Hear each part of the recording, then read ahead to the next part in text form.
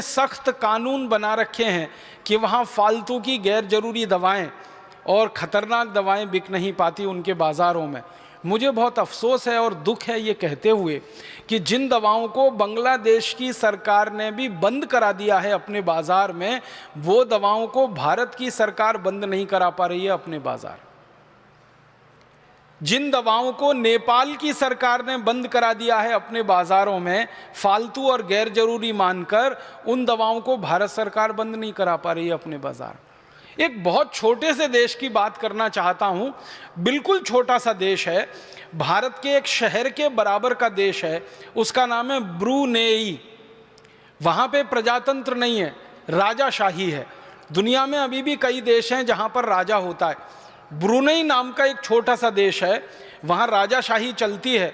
भारत में शायद हरिद्वार जिला ब्रूनेई से बड़ा होगा। तो ब्रूनेई जैसे देश ने अपने नागरिकों के लिए कानून इतना सख्त बना रखा है कि वहाँ कोई भी कंपनी गैर जरूरी दवा नहीं बेच सकती, फालतू दवा नहीं बेच सकती, खतरनाक दवा नहीं बेच सकती।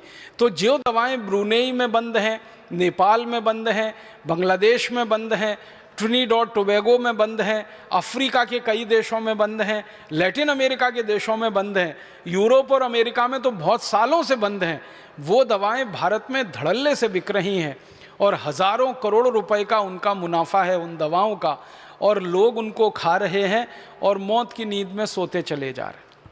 हमारे देश की सरकार ने 63 साल की आज़ादी में जितनी भी कमेटियां बनाई हैं दवा के क्षेत्र में कोई निष्कर्ष निकालने के लिए, सभी कमेटियों का एक निष्कर्ष कॉमन है, वो ये कि भारत में गैर जरूरी, खतरनाक और बेकार की दवाएं खाकर जितने लोग मर जाते हैं उतने लोग तो शायद इस देश में अपनी स्वाभाविक मौत नहीं मरते होंगे। ये सभी कमेटियों का निष्कर्ष है और हर कमेटी ने भारत सरकार से एक ही बात कही है कि जल्दी से जल्दी सरकार इनके ऊपर पाबंदी लगाए, क्योंकि लोग जितने ज़्यादा बीमारियों से मर रहे हैं शायद उससे भी ज़्यादा गैर जरूरी और ख़तरनाक दवाएं खाकर मर रहे हैं। ये भारत की स्थिति हर कमेटी ने अपने निष्कर्ष में व्यक्त की है, लेकिन दुर्भाग्य हमारी सरकार का और भला हमारे देश में इस भ्रष्टाचारी व्यवस्था का कि किसी भी कमेटी की इस बात को माना नहीं गया।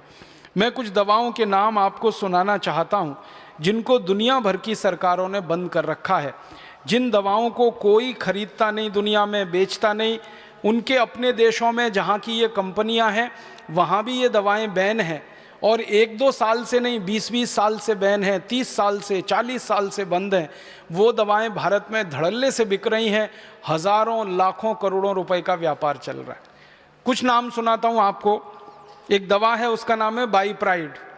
ये दुनिया में Ireland, Philippines, Oman, America, Argentina, Colombia, Germany, Britain, Canada, Brunei, Japan, संयुक्त अरब अमीरात, अबू धाबी जैसे 85 देशों में बैन है ये दवा, लेकिन भारत में धड़ल्ले से बिक रही है। इसी तरह से सीफेक नाम की एक दवा है, सिपिड नाम की एक दवा है, सीसा है, फिर सीसा प्राइड है, फिर सीसा नॉर्म है, फिर सीसा प्रो है, फिर सीसा वॉल है, फिर एस्प्राइड है, फिर एस्प्राइड एमपीएस है, फिर कैनोप्राइड है, फिर मोटेन है, फिर मोटिलैक्स है, फिर मोटिकेयर है।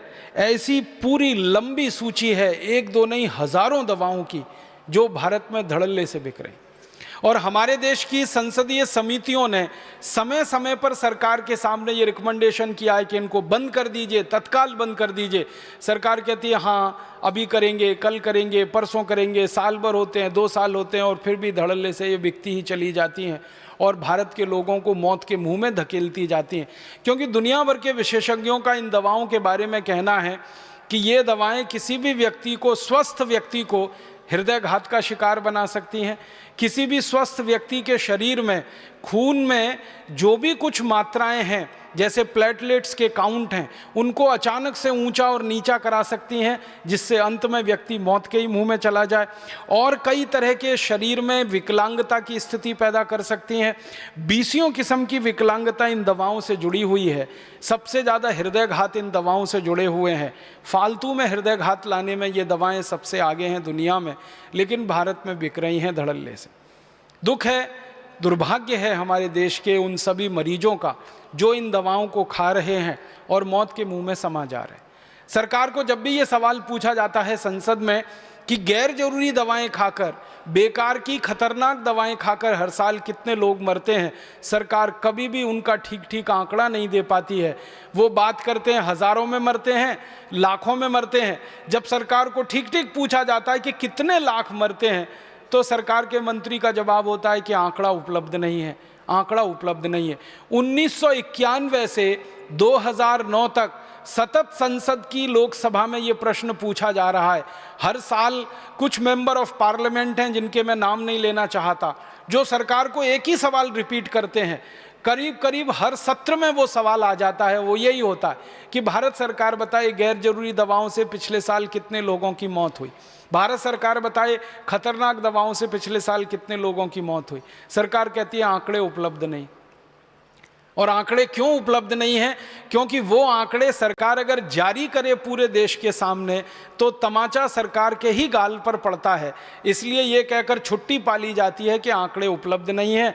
हज़ारों में कभी बोल देते हैं, लाखों में कभी बोल देते हैं। लाख तो कुछ भी हो सकता है, 1 लाख से लेकर 100 लाख तक लाखों में आता है, फिर उसके ऊपर 1 करोड़ से लेकर 100 करोड़ तक करोड़ों में आता है, फिर उसके ऊपर 1 अरब से लेकर अरबों में आता है। तो आंकड़े हज़ारों लाखों में सरकार के द्वारा बोले जाएं तो वो शोभा नहीं देता, लेकिन सरकार जानबूझ के ये सारी जानकारी छुपा के रखती है। और हमारे देश में जानकारी को निकालना सरकार के पास से बड़ा मुश्किल काम है। कई बार सरकार क्या कह देती है कि कुछ जानकारी बहुत संवेदनशील है और उसको वो क्लासिफाइड बोलकर ऐसा कह देते हैं कि ये किसी को नहीं दी जा सकती। एक कानून इस देश में चलता रहा बहुत लंबे समय तक, जो अभी थोड़े समय पहले ही ख़त्म हुआ, ऑफिशियल सीक्रेट एक्ट। उसमें कोई जानकारी डाल दी सरकार ने तो आप पूरी ताकत लगा दीजिए, वो जानकारी निकलेगी ही नहीं बाहर।